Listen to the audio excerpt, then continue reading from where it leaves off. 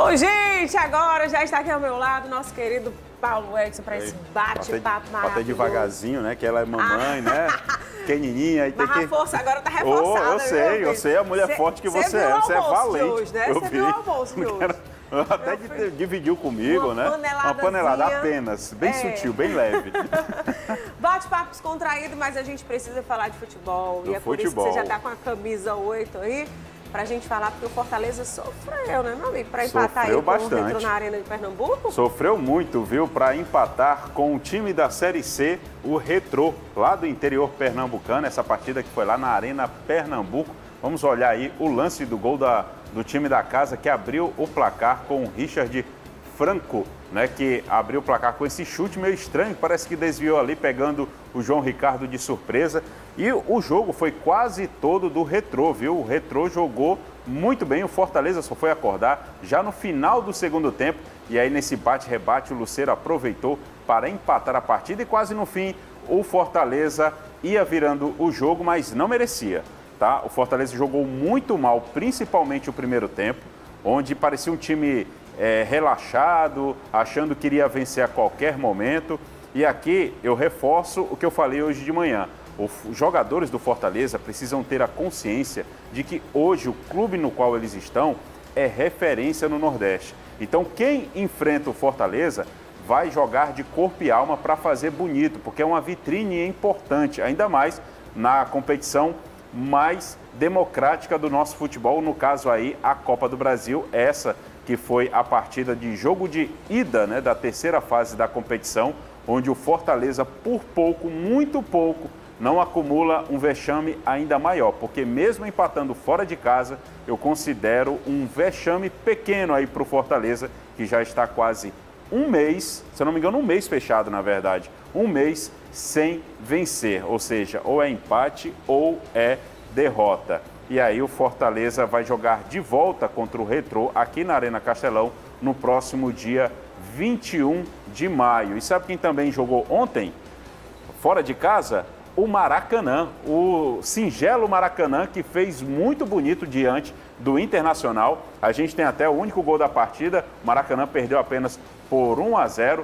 Esse gol aí que a gente está acompanhando do Gustavo Prado de cabeça, o Internacional que chegou a marcar 2 vezes, mas teve os 2 gols anulados. E também o destaque aí para o goleiro Rair do Maracanã, que ainda chegou a defender um pênalti do capitão do time, Alan Patrick. Alan Patrick que desperdiçou essa cobrança, e o Rair está de parabéns pela atuação. O Maracanã que enfrenta o Internacional no estádio Presidente Vargas no dia 22 do mês de maio. Então, dia 22, Maracanã Internacional decidindo essa vaga para as oitavas da Copa do Brasil. Confesso que eu não tinha acompanhado, fiquei, né, agora atualizada, mas eu sei sobre o jogo de hoje. Sim, temos jogo hoje. Hoje eu tô ligada, hoje tem Ceará e Palmeiras, vice-líder do Campeonato Brasileiro. Time do meu pai, oh meu Deus. E qual o seu? Ceará, é claro.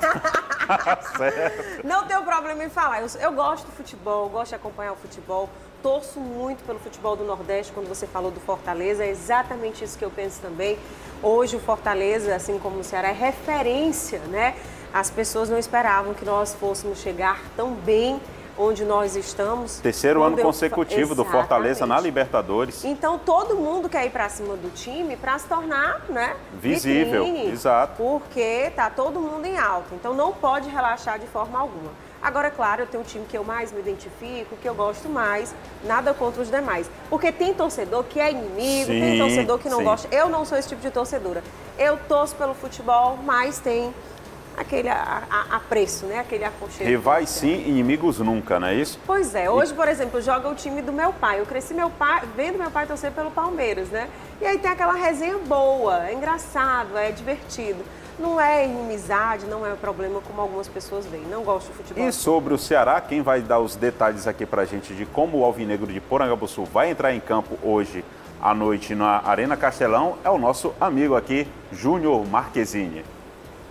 Alô, amigos do Camisa 8. O time do Ceará terá um compromisso logo mais às 19h30, Arena Castelão contra o Palmeiras. Jogo de ida pela terceira fase da Copa do Brasil. Na tarde desta terça-feira, Léo Condé colocou ponto final na preparação do time alvinegro visando este jogo. Apenas uma mudança, acreditamos, que o Léo Condé deverá realizar no time alvinegro. Na defesa, mais uma vez, o retorno do lateral direito titular, no caso o Fabiano Souza, no lugar do Rafael Ramos. O Fabiano não jogou contra o São Paulo, cumprindo a suspensão do terceiro cartão amarelo. E também acreditamos que o jogador Pedro Henrique, o autor do gol do Ceará contra o São Paulo, vai continuar como titular ali no ataque alvinegro, já que Ailon ainda não está recuperado da lesão muscular na parte posterior da coxa esquerda. O provável time do Ceará para este jogo de logo mais contra a equipe paulista,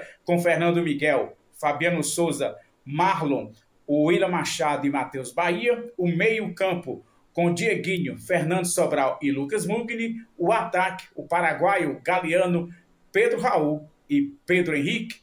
Destaques do Ceará, Júlio Marquezine, para o programa Camisa 8, no Balanço Geral.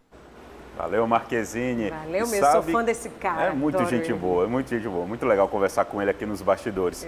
Sabe quem é que não vem mais, Lu? Não. O Ancelotti. A CBF pôs fim na negociação com relação a quem iria treinar a seleção brasileira para a Copa do Mundo de 2026. O Ancelotti é fim da linha e quem deve ocupar é este jovem senhor aí, né? O Jorge Jesus. Me preocupa. Te preocupa? Me preocupa porque ele não gosta muito do Neymar e o Neymar, apesar de estar sempre aí, pois infelizmente, enfrentando muitas lesões, eu gosto muito do Neymar em campo. Ele tem uma liderança que minha opinião, acho que faz total diferença, né? E a gente sabe da treta entre eles, né? Pois é, a gente sabe da treta. Eu sou do time Jorge Jesus. Não, ele é um cara, não vou mentir. Entre Neymar e Jorge Jesus hoje... tem que ser o Jorge Jesus. Tem que ser o Jorge Jesus. O Ancelotti não veio por conta da falta de traquejo da CBF e não saber conduzir a negociação. Primeiro que deixou a coisa muito externa. E no mundo da especulação, que é o futebol, né, das negociações... deixou o caminho meio complicado aí para a CBF, porque o Ancelotti ele estava próximo de ser demitido do Real Madrid. Só que existe uma multa contratual. Aí o Real Madrid pensou assim, poxa, você já quer sair, eu quero te demitir, peça demissão, bom que eu não pago, você não paga, fica tudo assim, fica tudo nessa.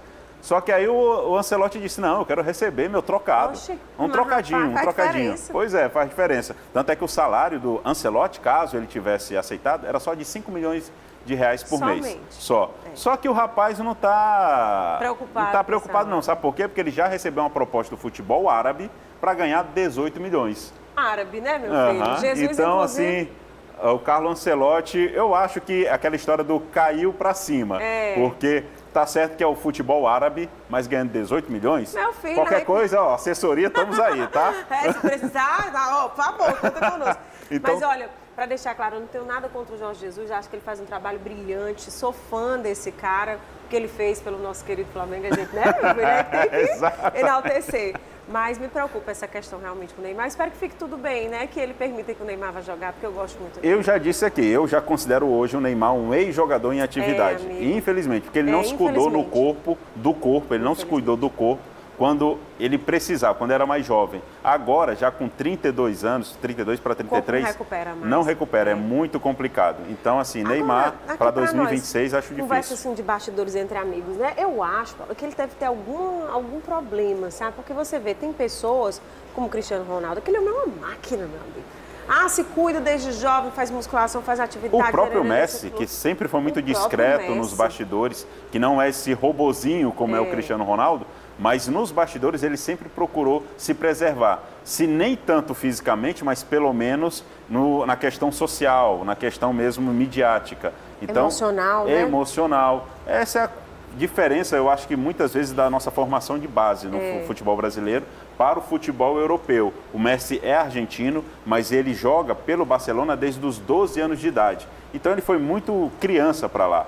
Tanto é que ele correu um sério risco de ser naturalizado espanhol. Aos 16 anos ele recebeu o convite para jogar pela Espanha, ele recusou, disse que queria jogar pela Argentina. Então aí já tem uma diferença, né? Tem uma própria postura de consideração pela camisa que ele veste. Que infelizmente o Neymar, apesar de eu acreditar que ele torce sim pela seleção brasileira, torce sim pelo Brasil, mas não tem a postura de atleta. Ele é um jogador, ele não é um atleta, como é Eu comentei o Cristiano recentemente Ronaldo. entre amigos que Messi e Cristiano Ronaldo jogam no Brasil, eles iam saber o que é porrada e o que é lesão, porque aqui no Brasil ninguém alisa não. É verdade, a é verdade. porrada aqui, o negócio é diferente. E aqui no Brasil, você sabe que o futebol, né, é uma paixão nacional, né? Então deixa eu dar um recadinho aqui pro pessoal de casa, tá? Que no próximo domingo, às 6 da noite, ao vivo, você entra no clima da rodada com o Aquecimento Futebol. E às 6h30, a bola vai rolar num jogaço entre Cruzeiro e Flamengo. Lu, será a primeira vez que o Gabigol vai enfrentar o Flamengo. Vai ser a primeira vez, então você só vai acompanhar aqui na TV Cidade, emissora Record Ceará. Já sabe, né? Record, sua paixão em campo.